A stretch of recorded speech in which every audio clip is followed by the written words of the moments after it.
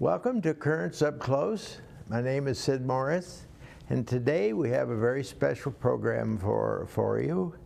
My guest today, Shirley Fogelman, who is president of the Cedar Valley, Arc of Cedar Valley, and I'll have to make sure I get that name right, and also the vice president, Dolly Fortier. Welcome to the program today. Thank you. Thank you.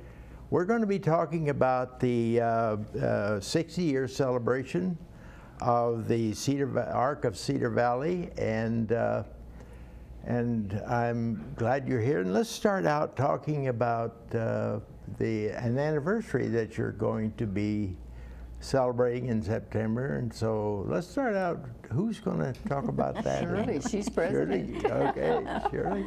Our 60 years began in March of 1954. Mm-hmm. We will be celebrating this year at River Hill School on Saturday, September the 13th at 1 p.m. That's at 2700 Grand Boulevard in Cedar Falls. We're going to begin with a dessert luncheon. And we're going to relive the past with memories of the agency programs, and we're going to have a tour of the newly renovated facility. It was funded by generous donations through River Hills Foundation. We also have an ongoing DVD made of Love of Mike.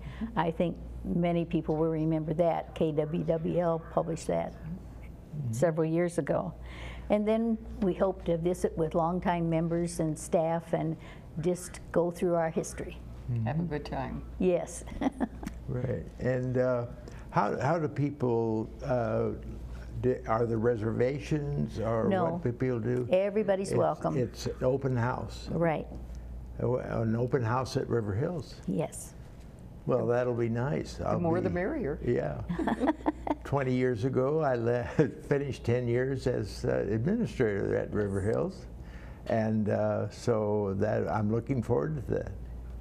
And so the public is welcome. Right. Everybody's invited. We're hoping to draw back through the years, members, family members, people with disabilities who went through River Hills, who went through the other programs that we have locally, and just reach everybody we can.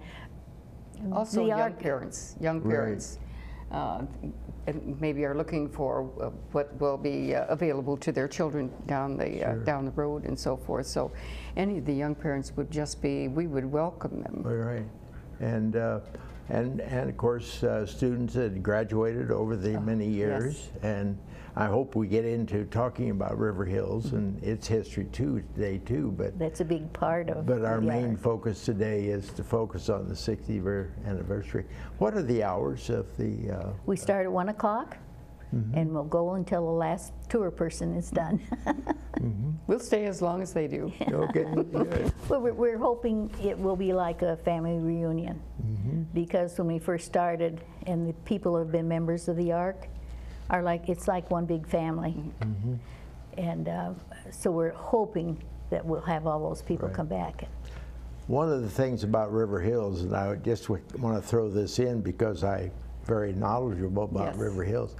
You just finished a remodeling project. Right. I know my friend Miller Ruskamp has been involved with that, and Miller and I work on other projects too. So two good fellows to have involved in a project.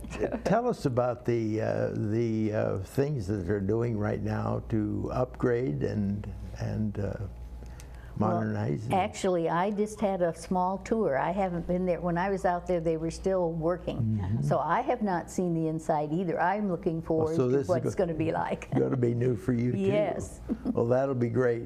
One of the things that, AEA and exceptional persons have been involved with River Hills, and the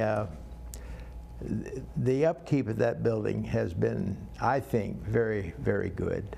I know when I went in as principal in 1985, we repainted the whole inside, and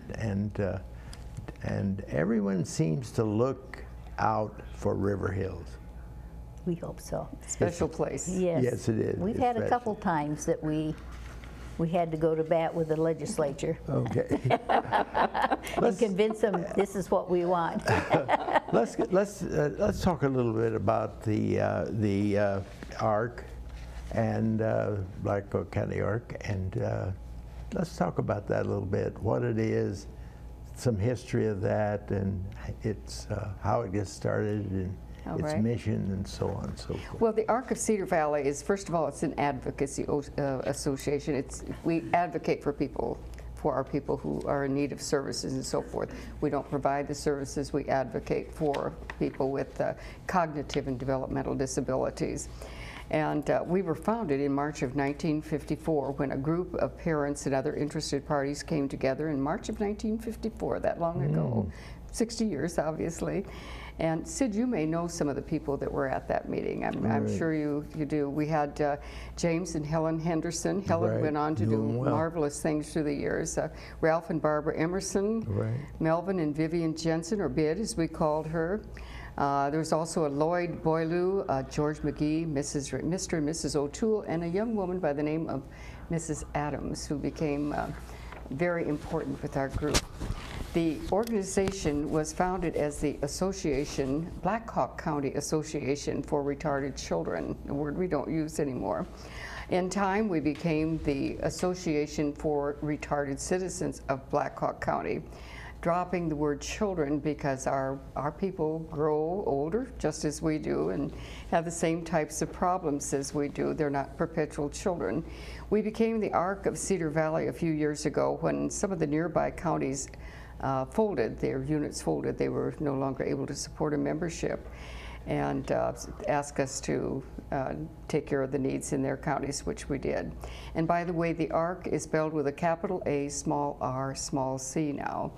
It is not an acronym, it's just the ARC, and it became the ARC when a group of self-advocates approached the national group asking us to drop the word retarded from the title because they felt that it was really rather detrimental to their being. And when that group met back in March of '54, the parents were being told to put their children away and to forget about them.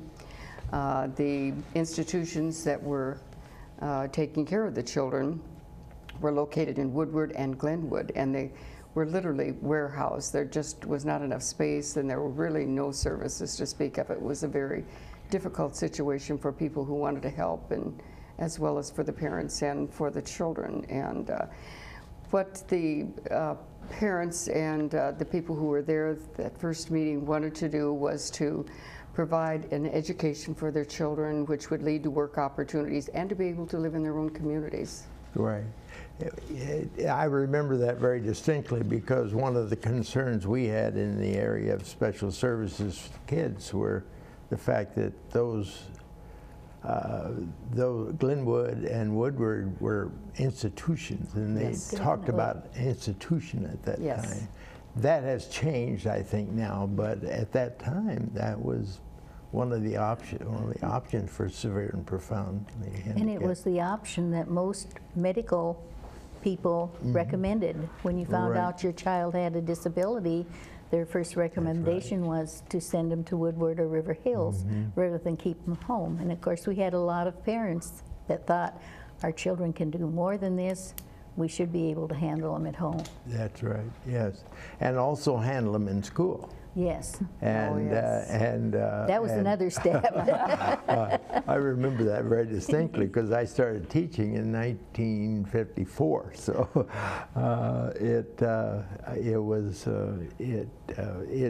education became a very important part of, and of course our state government when they formed the area schools.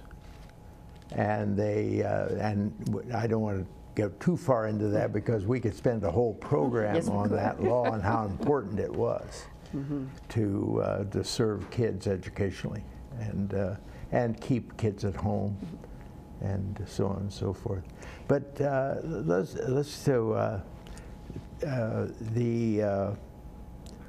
how does one become a member of the ARC? You just tell us that you want to be. Okay. We will have papers for you so quickly and a little membership card. We have brochures, and we have a website, So they can go to the website and get information from there. And Telephone number? yes, and a telephone number. 232-0437. Well, there are very few requirements in being eligible to join. You don't have to have No, just the interest in. a handicapped child. Anyone interested in working with ARC and their mission and that sort of thing, you would welcome them, wouldn't you? We're fun people, Sid. Well, I'll tell you, I've had great experiences with ARC over the years. And Well, you said you started teaching in '54, so you've been with this group of militants all the way through, haven't you? right. Yeah. I'm Well, sure that's the way they viewed the parents back right. in those days, because, years ago, our people were hidden. If they were Right. kept in their home, if somebody should chance to come by, they were put in another room or whatever, they just made people uncomfortable. Well, I was at Edison School, and we had a couple classes at Edison School when I was there, and that was really my first experience, and back in the 50s, and so and then it grew from there. So. And our people are easy to love, aren't they? Yes, they are. They are. They just. Well, yes, and there are so many things that but I want to stay focused on our hard to, topic isn't it? today, because I can just think of a whole bunch of things that I could share with my history of it. We have just a minute in this segment, but Dolly, what in the event that's coming up, is it? The celebration is to celebrate 60 years. Can we talk about that a little bit? Maybe if we don't get it all done, we can come back to it. All right. Well, the 60 years, we truly are celebrating because we have taken a group of people, our children, who had no future, who had no life, and gave them a life. And it's just a joyous occasion and a wonderful time to share memories and to learn about this organization, which is why we're hoping young parents will come in and become involved, because we need to protect those services as well. Right, yeah. Well, I think that's a very good thing to have, and I certainly would encourage people to get interested in helping out, because it is a population that we need to make sure that they have their needs met. It's a large population, and there are, as you say, many needs that need to be met, and we need to work on it. Well, after our education, then we started into group homes. Where are they going to live? They can't live at home. That when we bring them back from Woodward, where are they going to go? And that's when EPI and PPI came in to cover the group homes. Okay, well, we have to break now, and we'll come back, and when we come back, I'd like to have you enlarge on that a little bit, and then also talk about some of the activities for the ARC students. Okay, we'll be back after this word. We all know that the Cedar Valley is a great place to live and work. And there are many individuals and organizations that are doing their part to improve the quality of life for everyone that calls this their home. On Serving the Valley, we sit down with these service organizations to learn more about different projects and events that need your support. We all need to do our part to help out our community. Tune into Serving the Valley to learn more. Dear CFU, recently we had a home energy audit through your House Calls program. The audit gave us information we needed to make good decisions, and your rebates helped us upgrade our insulation air conditioner and furnace. Our thanks to everyone at CFU. Without exception, your employees were helpful, friendly, and efficient. We feel lucky to live in a city with a utility service the caliber of CFU. Cedar Falls Utilities, our family serving your family. Welcome back. Our topic today is the 60th anniversary of the ARC of Blackhawk County, and Let's talk about River Hills. I remember that very distinctly too because I was a part of that at the time. Would you share with us, Dolly, what? Yes, well, it's a long story, but I'll shorten it as much as I can. Mrs. Adams was present at that meeting back in 1954. She had no children of her own, but her sister had a Down syndrome child called mongoloids in those days, but of course it's a Down syndrome. And shortly after the meeting, the United Services Director suggested the idea for pre- and post-schools classes for the children, and Mrs. Adams offered her basement. And they had mattresses, and they had coloring books, and just all kinds of things. They had no idea of what the children would be able to do, but just presenting ideas and things for them to see what would work. On the first day, 7 little boys and 1 little girl showed up for the class. But and they held classes on Tuesday and Thursday afternoons, and it didn't take too long for the word to spread that these classes were available, and her basement was just absolutely overfilled. And in the fall of 1955, the old Rainbow Drive School on Rainbow Drive in Waterloo, and I'm sure you remember that building, that was offered to the group free of charge, so the little group moved over there. And the association by then realized they had more in the hands than they were able to take care of themselves as a volunteer organization, and we are volunteers. So they met with the Cerebral Palsy Group and with the Society for Crippled Children of Blackhawk County, and there may have been some others, but those are the 2 groups that I recall, and they formed Exceptional Persons and hired Bill Brown. That's right. And of course, when Bill came in, there were no patterns to follow or anything, so he just blazed a trail and brought goodwill to the community. And then later on, Key 7 and Adults Incorporated, which became what is now known as North Star. So it was his leadership, along with the dedication of parents and other interested people, which brought all of these services about. But back to education. We left our school at Rainbow Drive when it became overcrowded. So in 1959, additional space was acquired at the Hewitt and the Longfellow schools, and you probably remember that too. I remember that very distinctly. And those classrooms, along with the Rainbow location, schooled the trainables.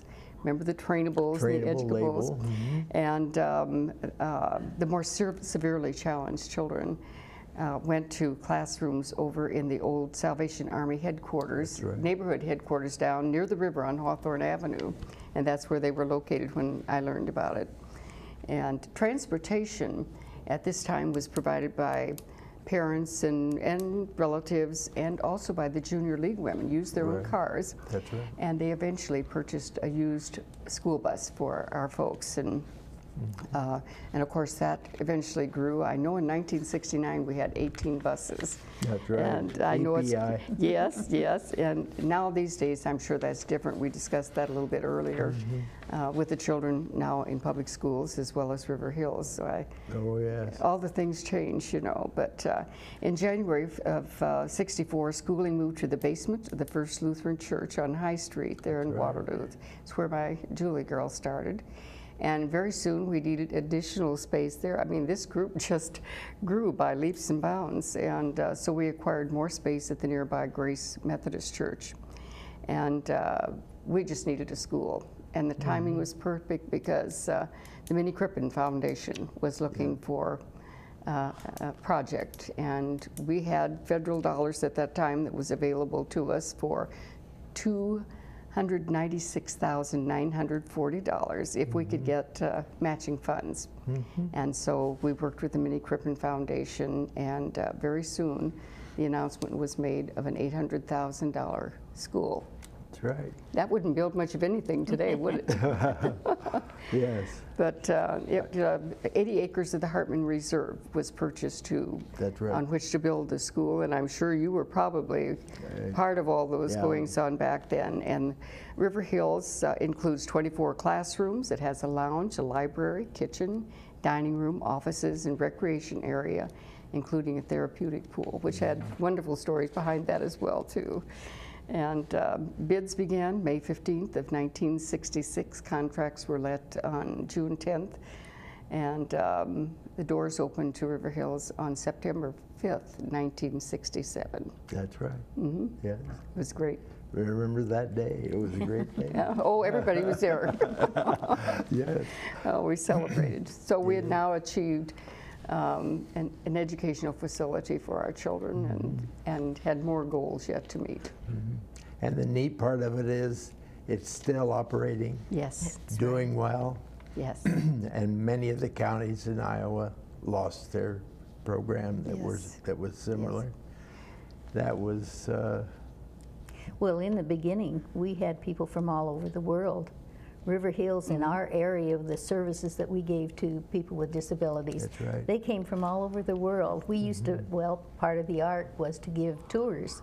We would volunteer to give tours at River Hills, and then that would, those people would go back but then Bill Brown was such a forward-thinking person. yes. After we got the education, then he saw the need for housing. And he went over to Europe, see what they have, come back and started the group Yeah, homes. there's a picture of Bill now on the screen. Yes. He was the executive director, and Irene was the treasurer, and they were just two special people. Yes, he was. I think we should mention, Sid, the fact that Blackhawk County is the leader in the United States Right. to provide services for Right. the challenged. Yes, and Bill and Wayne Morris played a big role in Yes. that, Oh, you know, and yes. that's a name that people in Cedar Falls would remember. And there are a number of other people, but the thing that we did you know, I'd like to speak just a minute about curriculum and teaching children. You know, I always promoted when I was administrator, teaching every child to be as independent as they possibly can be. They need And, that. you know, and for children who have disability, sometimes that's a difficult task for some people, but you teach and you work with students to become as independent as they possibly can be. And It's that's difficult so to let go important. of our children, and especially our children that are challenged, you know, but you have to in order for them to succeed. That's exactly right. And The inclusion. important thing was, when they get in special ed in schools, was educating the rest of the, Exactly. yes, the education to the other people of bringing them into their activities. And But the biggest problem with teaching independence is teaching the teacher to become a teacher who promotes independence. Because it's so easy sometimes to do things for kids. And you know, you can do things for kids, but teach them to be independent. And if they can do it, they, you know. Opal have- Boather had a funny story to tell us. Our son was out there, and we came to visit, and she said, you know, Greg is advanced so much, he's learned to clean the kitchen sink without using the whole jar of Comet. That's right. That was Opal. That's right. You know. But that was what they taught them, to Right. take care of themselves, to be able to live independently. I'd like to share with you when I was administrator at River Hills, and I like going back to those experiences, but I set up a computer program for our severe and profound kids. Yes. And it was just, you know, it was so successful. And when I brought that up at a meeting, you'd have thought that they were ready to get a straitjacket. But I proved that we were right, that you know, there are ways that kids can experience something new with a computer. We have about 5 minutes left, and I'd like to get us back to the celebration, if we can, if unless you have something else that you'd like to Well, I bring think up, but we kind of like to bring the you up activities. up to date on the things that we are doing now, what Right. we do in the community right now. Yeah. Let's do that first, and then we'll go back to Okay. the. We have some interesting services. We have a program, well, it's not a program, it's an event. It's called Up with Families, and it's an annual weekend event for families, mothers, fathers, and the children and their siblings. And we have special program events and activities for all members of the family. Meals and lodging, everything is paid for. It's a wonderful, wonderful event. We have a winter bowling program for adults with disabilities. We have a Christmas party and awards and so forth. We have a People First program for our self-advocates, and they go to Des Moines, talk with the legislators, go on various field trips and so forth. It's really an educational experience for them. And we also offer a summertime music therapy program for toddlers through age 21. And Shirley knows about some of the events that I don't know about. Well, we have what we call joint volunteers. It started in 1989 with North Star. It was a group of parents that met together, and we bought equipment and the things that they needed. Then in 1990, we started the Cookie Walk. And everybody's aware of the cookie box that North Star has. We raise the monies there for the year, and then the money goes to Choice, EPI Choice, and to North Star. And they use it for activities, things that we raise about $4,000. So we separate that, and they use it for their activities. And then we have the Gopher and Gopherettes. The Gophers go around to the group homes and fix what needs to be fixed, repaired, carpenter stuff. And the ladies all get together and sew. And we repair everything that the group owns that they need us to, and mostly the clothes, because the clients, not all of them have the money to be able to go out and buy. So we do a lot of repair work. Oh, good.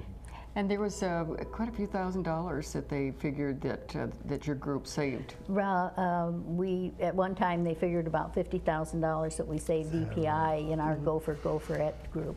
Yeah, well, that's great. We have a couple minutes, and let's review then the September. The date was September 13th.